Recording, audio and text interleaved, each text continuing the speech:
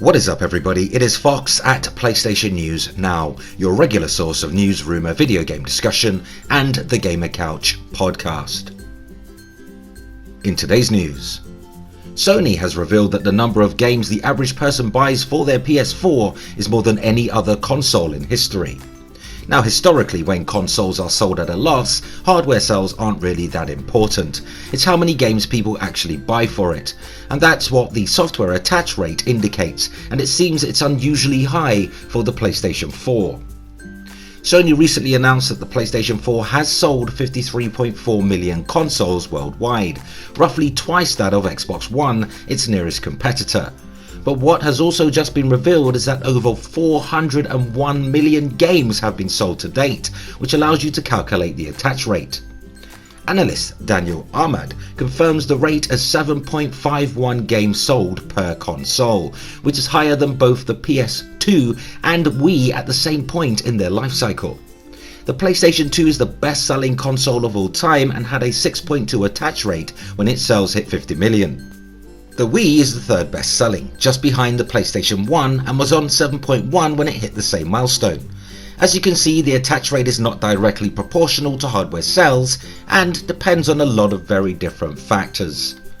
The PlayStation 2 though is at a disadvantage because cheaper indie games and other digital downloads didn't exist in its lifetime, so that may have helped inflate the PlayStation 4 figure. Even so, it's a hugely impressive achievement and shows that the PlayStation 4 is well on course to being one of the most successful video game consoles of all time.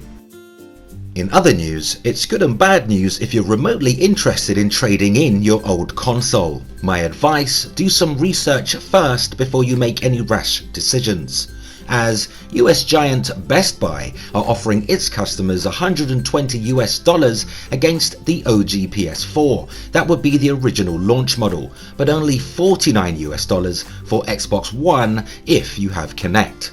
Putting that into perspective, if you traded your PS4 for an Xbox One today, you'd effectively be walking out with two Xboxes, and Best Buy would still owe you $20. Think about it, your OG PS4 is worth more than twice the value of Xbox One with Kinect. That's insane, especially when you consider Microsoft were charging $499 for a launch unit. That's a whopping $100 more than Sony asked for a launch PS4. 3 years later, an Xbox One with Kinect is worth less than a new game release. How is that possible? Great news though for existing PS4 users who want to upgrade to the Pro, but this is terrible value for Xbox users who may want to upgrade to the Xbox One S, or even worse, Xbox Scorpio when it launches. Xbox One won't even afford you an Xbox Scorpio launch game. That's something to consider. And in our final news segment for this video, courtesy of gearnews.com, link in the description, highly anticipated and just mere weeks away, Horizon Zero Dawn, the upcoming action RPG from Guerrilla Games, has had some juicy info released regarding PS4 Pro's resolution, the game's user interface, season pass and microtransactions. Sony first-party studio Guerrilla Games, known for their work on PlayStation exclusive Killzone series, are reaching the final stretch with their first stab at an RPG genre. Horizon Zero Dawn definitely shows a lot of potential. There are still some details regarding its development that are shrouded in mystery. The game has yet to hit the gold target, that means it's ready for shipping, but according to the game's director, they are in the final stretch of game development. However, I was particularly surprised the game's resolution on PS4 Pro hasn't even been announced yet. While the game will target a 1080p resolution at 30 frames per second on the regular PS4, we have yet to learn what the resolution PS4 Pro gamers can expect to play with, which, if you'll excuse the pun, is a bit late in the game. If you were to ask me, I'm of the opinion Sony are too focused on presenting a 4K or near 4K resolution, and there just doesn't seem to be enough emphasis on performance.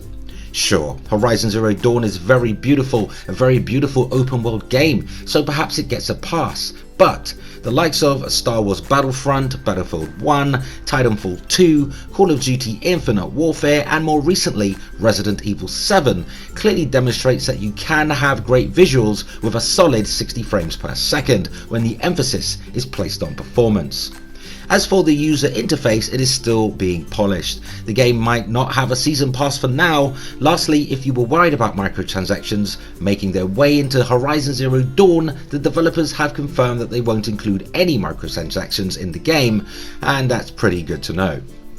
Horizon Zero Dawn is set to launch on February 28th exclusively for the PS4, and let us know if you are interested in this upcoming action RPG in the comments. And also share what you make of the rest of today's news in the video comments also, and try to be nice to each other. Now before I go, a quick reminder to click on the notifications tab near the PlayStation News Now subscribe button on the channel's front page so you can keep up to date on every new video I upload. And that brings us to the end of another video.